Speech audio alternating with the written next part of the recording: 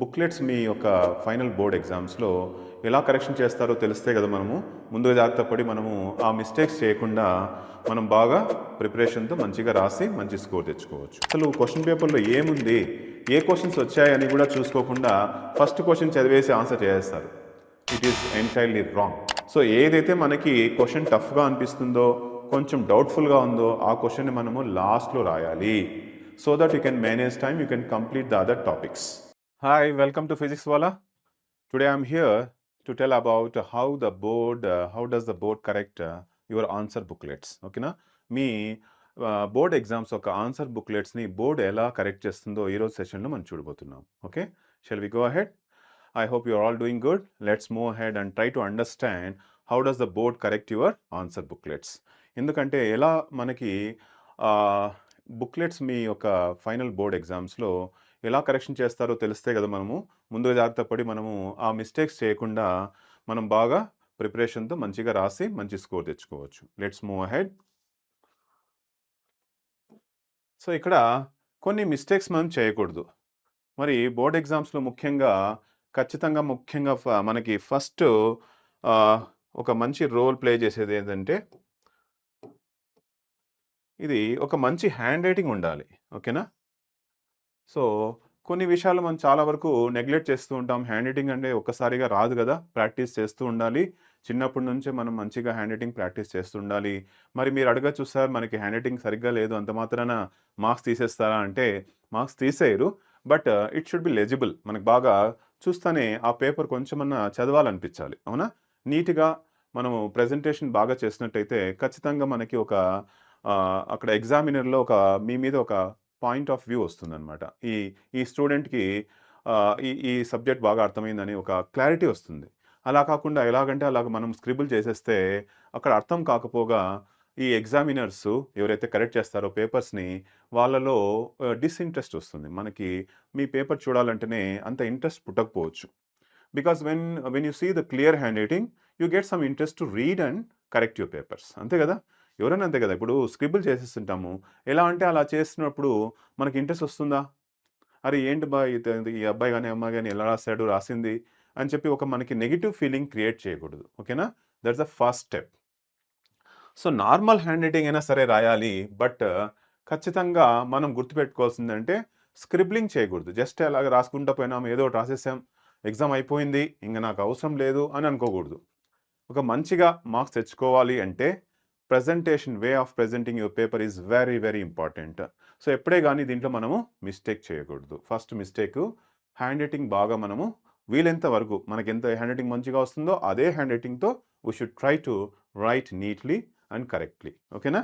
Next చూద్దాం.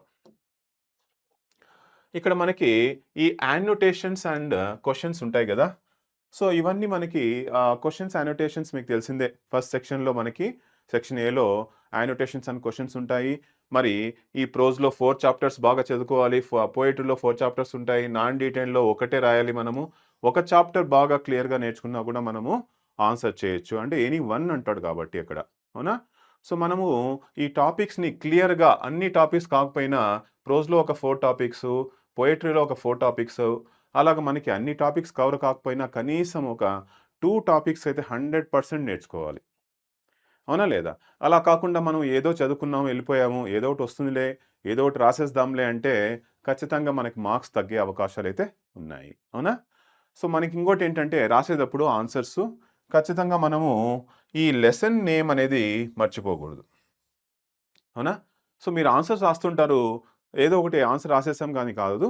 ప్రతి ఒక్క ఆన్సర్‌కి ఆ లెసన్ పేరుని ఖచ్చితంగా మెన్షన్ చేయాలి. You need to mention the lesson name when you start writing the answer.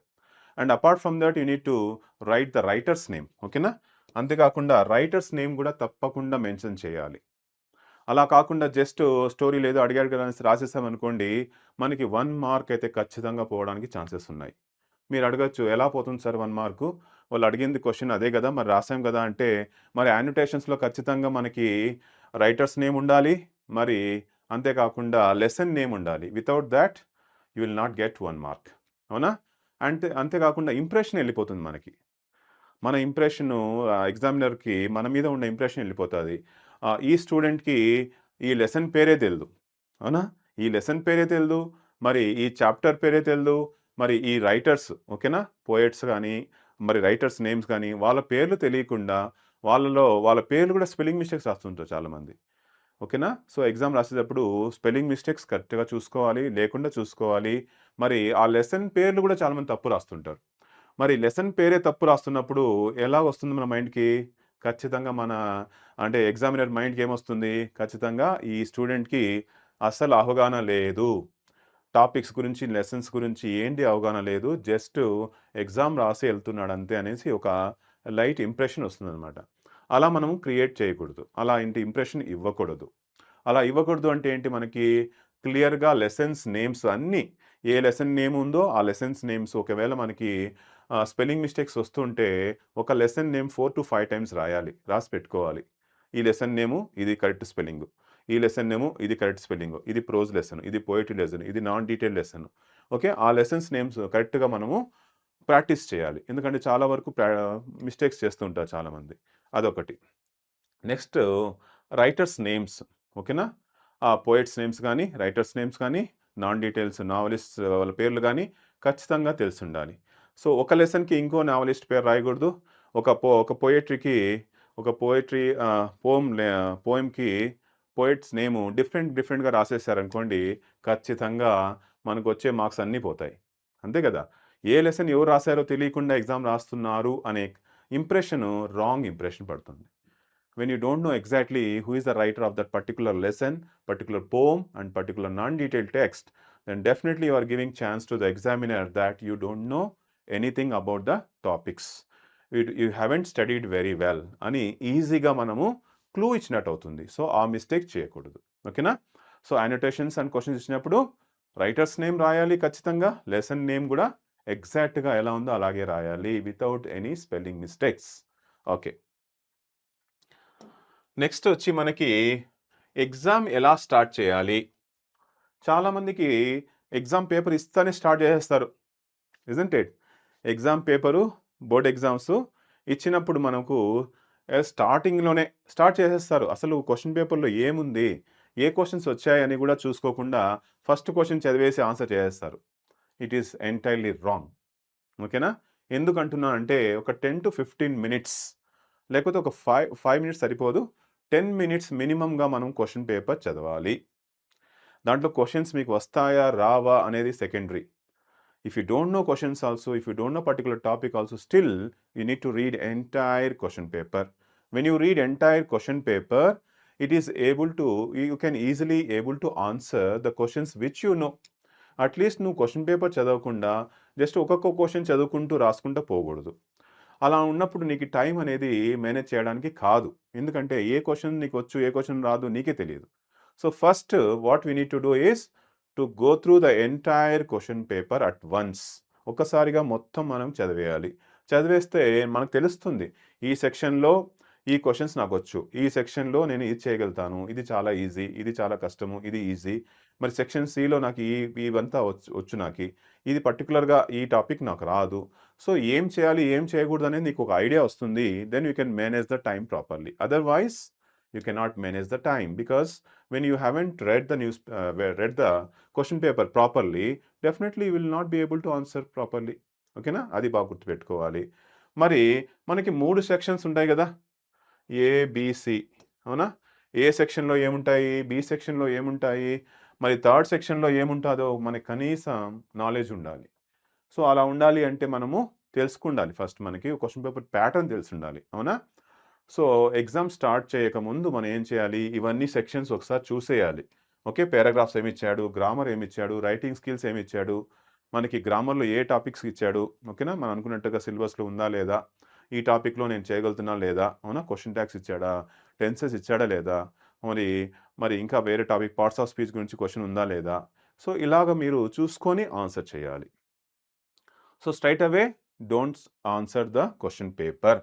You need to read thoroughly the question paper. Then only you start writing the answers. ఓకేనా? So, ఇది మనకి next step. మనము sections తెలుసుకోవాలి. ఈ సెక్షన్స్‌లో చూడండి ఈ annotation నాకొచ్చు. ఈ లెసన్‌లో ఈ యానోటేషన్ ఇచ్చాడు.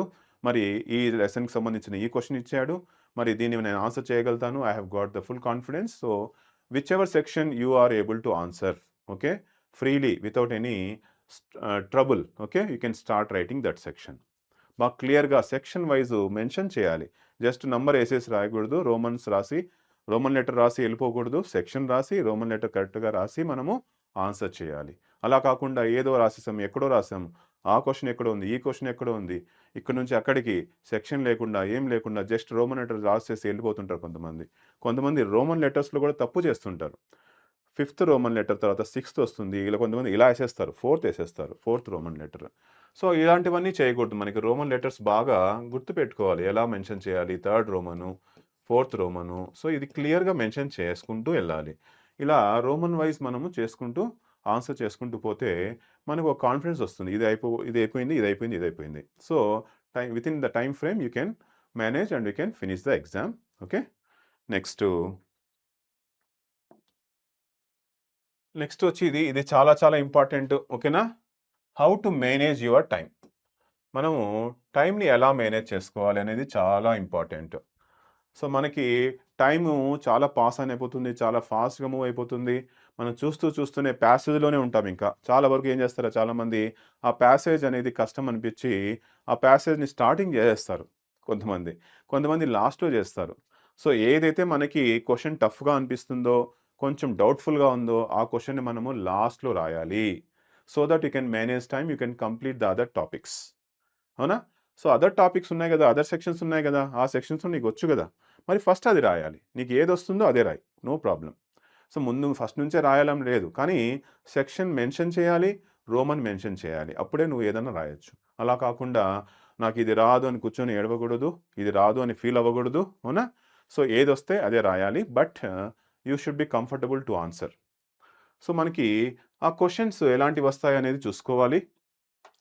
ఏ క్వశ్చన్కి ఎంత టైం ఇవ్వాలి అనేది కూడా తెలుసుకోవాలి. ఏ సెక్షన్కి ఎంత టైం ఇవ్వాలి, సెక్షన్ ఏకి ఎంత టైం ఇవ్వాలి, సెక్షన్ బికి ఎంత టైం ఇవ్వాలి, సెక్షన్ సిలో గ్రామర్ ఎంత టైం ఇవ్వాలి, మరి రైటింగ్ స్కిల్స్లో ఎంతసేపు టైం స్పెండ్ చేయాలి. అవునా? మరి నాన్ డీటెయిల్ క్వశ్చన్స్ ఉన్నాయి కదా మనకి, నాన్ డీటెయిల్ చాప్టర్స్ ఉన్నాయి కదా, దాంట్లో మనకి 8 మార్క్స్ ఉంది కదా, మరి అది పెద్ద లెంగ్తీ ఆన్సర్ కదా. మరి లెంగ్తీ ఆన్సర్ అన్నప్పుడు టైం చాలా తీసుకుంటుంది. మరి సెంటెన్స్ ఫ్రేమ్ బాగా కరెక్ట్గా చేయాలి, గ్రామటికల్ ఎర్రర్స్ లేకుండా చూసుకోవాలి. ఇవన్నీ మనకి చూసుకుంటూ రాయాలి. అలా కాకుండా ఊరికే రాసేసాం వచ్చేసాం అని కాదు. ఒక సిస్టమాటిక్ వేలో పోతే ఖచ్చితంగా మీరు మంచి మార్క్స్ వస్తాయి. అవునా? నెక్స్టు యానోటేషన్స్ కూడా మనకి అన్ని యానోటేషన్స్ రాకపోవచ్చు ఎగ్జామ్‌లో. అవునా? Sometimes we may able to answer some of the annotations, some of the annotations we may not able to answer. So whichever you are able to answer those annotations only you need to answer. Next grammar. గ్రామర్‌లో గూడా మనకి చాలా marks ఉన్నాయి గదా గ్రామర్‌లో. So, parts of స్పీచ్‌కి 3 మార్కులు, టెన్సెస్‌కి, వాయిస్‌కి, ఓకేనా? వాయిస్‌కి 1 మార్కు, రీడైరెక్టెడ్ క్వెషన్స్ ఉన్నాయి గదా, అవి ఒక 5 మార్క్స్. ఇలాగా సెక్షన్ వైస్ ఉన్నాయి. ఏదైతే కంఫర్టబుల్‌గా ఉన్నారో ఆ రోమన్ పెట్టేసి ఆన్సర్ చేసేయాలి. ఫస్ట్ గ్రామర్ చేయాలనుకుంటే గ్రామర్ చేసేయండి. గ్రామర్ టఫ్‌గా అనిపించింది అంటే లాస్ట్‌లో పెట్టుకోండి గ్రామర్ సెక్షన్‌ని. So that you can comfortably answer the other sections. When you are 100% sure of answering the particular section. If you're not sure about it, then you keep that section for the end of the session. Okay na? Next, writing skills. So writing స్కిల్స్‌లో మనకేముంటాయి, మనకి ఖచ్చితంగా ఇక్కడ letter writing ఉంటుంది. అవునా? So మనకి writing skills ఉన్నాయో particular మనకి ఐ మీన్ ఇయర్ వైస్ చూసుకుంటే ఫస్ట్ ఇయర్, సెకండ్ ఇయర్స్ ఉన్నాయి గదా. సో ఆ ఇయర్ వైస్ చూసుకొని మనకి రైటింగ్ స్కిల్స్ ఉన్నాయో అవే మనము బాగా ప్రాక్టీస్ చేసుకోవాలి. జస్ట్ ఒకసారి చదివేసి వదిలేయకూడదు. రైటింగ్ స్కిల్స్‌ని ఏం చేయాలంటే మనము లెటర్ రైటింగ్ ఉంది, లెటర్ టు ద ఎడిటర్ ఉంది, ఓకేనా? Letter to the police commissioner ఉంది. ఇలాగ మనకి ఏదన్నా లెటర్స్, రకరకాల లెటర్స్ ఉంటాయి గదా. అలాగా 3-4 ఎగ్జాంపుల్స్ మనం ప్రాక్టీస్ చేయాలి. First we need to learn the letters. Okay? Read the different set of examples of letters. Different types of letters మీరు చదివిన తర్వాత మీకు అక్కడ స్టార్టింగ్ లైన్ ఏముండాలి, సబ్జెక్ట్‌లో ఏముండాలి, ఓకేనా? మరి ఫ్రమ్ అడ్రస్, టు అడ్రస్ ఇవన్నీ మనం బాగా గుర్తుపెట్టుకొని నీట్‌గా ప్రాక్టీస్ చేసుకుంటే రైటింగ్ స్కిల్స్ కూడా మనము కవర్ చేసుకోవచ్చు బాగా.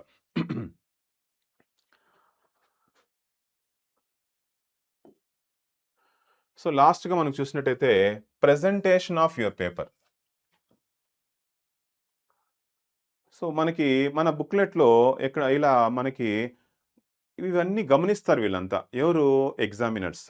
ఓకే. బోర్డ్ ఎగ్జామినర్స్ ఇవంతా మనకి గమనిస్తారు. ఎలా చేస్తున్నారు? ఈ స్టూడెంట్ ఎలా రాస్తున్నాడా లేదా? ప్రెజెంట్ చేశాడా లేదా సరిగ్గా? ఓకేనా? పేపర్‌లో ఎలా ప్రెజెంట్ చేశాడు, ఎలా అంటే రాయడం. చెప్పాను కదా ఇంతకుముందే నేను. ఒక రోమన్ లెటర్స్ ఎలా అంటే కూడా మిస్ అయినా కూడా ఆన్సర్ ఏమో రాసింటావు నువ్వు. రోమన్ లెటరు వేరే రాసింటావు. 6 బదులు 4 రాసింటావు. 7 బదులు 6 రాస్తారు కొంతమంది. 6 రోమన్ లెటర్ ఫర్ ఎగ్జాంపుల్ ఇలా 6 రాసింటారు. కానీ మనం ఆన్సర్ రాస్తుంది మాత్రం 7థ్‌కి. You are writing the answer for 7థ్ అవునా? You are writing the answer for 7థ్. But you mentioned Roman as 6. So, ఇలా చేసినప్పుడు ఖచ్చితంగా మనకి మైనస్ మార్క్సే వస్తాయి. ఎలా? మనకెందుకంటే అక్కడ ఆన్సర్ కరెక్ట్‌గా ఉండొచ్చు. ఒకవేళ ఎగ్జామినరు రోమన్ చూసుకొని, క్వెషన్ చూసుకొని ఆన్సరు పొరపాటున చూసుకోకుండా అలా టిక్ చేశారనుకోండి, మన మార్క్స్ లెస్ అయ్యే ఛాన్సెస్ ఉన్నాయి. మరి మన తప్పే అవుతుందది. ఎందుకంటే క్లియర్‌గా వాళ్ళు రోమన్ మెన్షన్ చేశారు. ఈ రోమన్‌కి ఈ క్వెషన్ అని మెన్షన్ చేశారు. కానీ మనము క్వెషన్ అదే రాస్తున్నాం. ఆన్సర్ అదే రాస్తున్నాం. బట్ రోమన్ మిస్ చేస్తున్నాం. సెక్షన్ ఏదో రాసేసాము. అలా చేయకూడదు. ఓకేనా? ప్రెజెంటేషన్ ఆఫ్ పేపర్ చాలా చాలా ఇంపార్టెంట్. క్లియర్‌గా, నీట్‌గా ఒక స్ట్రక్చర్డ్ వేలో రాయాలి. లెటర్ రైటింగ్ ఉంది మనకి. దానికి అంతా లెఫ్ట్ హ్యాండ్ బార్డర్‌లోనే రావాలి. లెఫ్ట్ హ్యాండ్ సైడ్‌లోనే అన్నీ రావాలి. ఒక సీక్వెన్స్‌లో రావాలి మనకి. అలా కాకుండా మీరు ఇక్కడ ఎక్కడో రాసారు. టు అడ్రెస్ ఎక్కడో రాసారు. ఫ్రమ్ అడ్రెస్ ఎక్కడో రాసారు. డేట్ ఎలాగో రాసారు. మరి ఒక పద్ధతిగా సిస్టమాటిక్‌గా రాయకపోతే మన ప్రెజెంటేషన్ పోతుంది. అప్పుడు మార్క్స్ ఖచ్చితంగా లూజ్ అవుతాము. ఎస్పెషల్లీ బోర్డ్ ఎగ్జామ్స్‌లో మనము చాలా క్రూషియల్‌గా ఉండాలి. ఇవన్నీ గమనించాలి మనం. ఓకేనా? ఇవన్నీ గమనించి ఆన్సర్ చేసినట్టయితే we can score good marks in the board exams.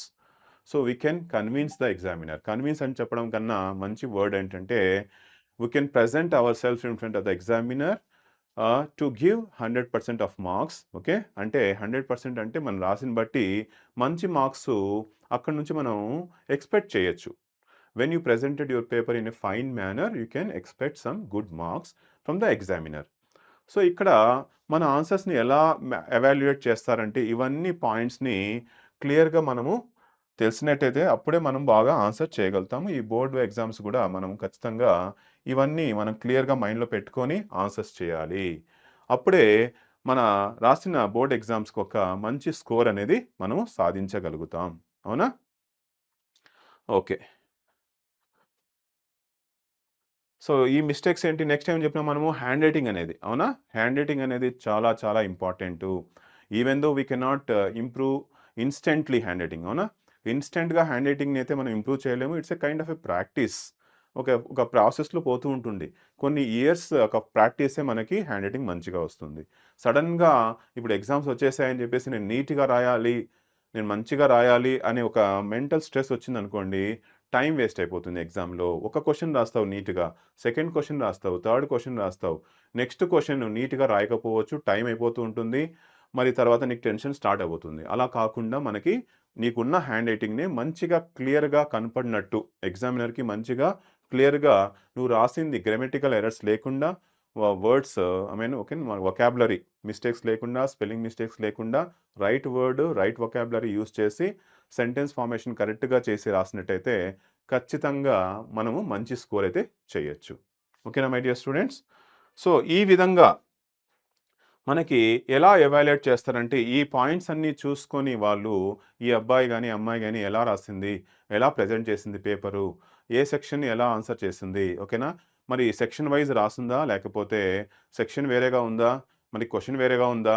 ఇలాంటివన్నీ చూసుకుంటే మనము ఖచ్చితంగా మంచి మార్క్సు పోవచ్చు. అందుకే మంచిగా ఒక సిస్టమాటిక్ వేలో బ్లూ ప్రింట్ కూడా బాగా తెలిసుండాలి మనకి. ఓకేనా? సో, ఇలాగ మంచి మనకి బోర్డ్ ఎగ్జామినర్ ఎలా కరెక్ట్ చేసినా కూడా మనకు బ్లూ ప్రింట్ మనకి ఒక కన్విన్సింగ్‌గా ఉండాలి. మనకే తెలిసుండాలి బాగా. ఓకే. ఈ బ్లూ ప్రింట్ ప్రకారం నేను చదివాను. ఈ సెక్షన్ వైస్ నేను చదివాను. ఈ సెక్షన్ వైస్ నేను రాసాను. ఇక్కడ ఏటి గ్రామటికల్ మిస్టేక్స్ లేకుండా, సెంటెన్స్ ఫార్మేషన్ తప్పు లేకుండా అంటే అంత పర్ఫెక్ట్‌గా మనం చేయకపోవచ్చు. But whatever you know that you need to present very well. అంతే. ఓకేనా? ఇచ్చిన పాయింట్‌కి ఎగ్జాక్ట్‌గా మనము ఇచ్చిన క్వెషన్‌ని ఎగ్జాక్ట్‌గా ఆన్సర్ చేయగలగాలి. మనం స్టోరీస్ రాయకూడదు. ఓకేనా? You don't write stories when you don't know the answer.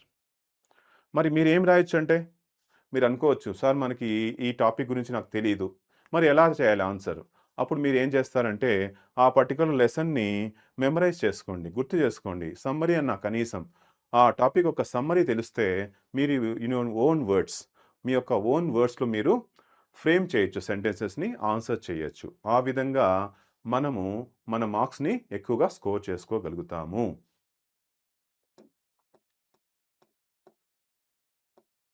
Okay? So I hope you have understood this session. Let's connect in the next session. Thank you very much.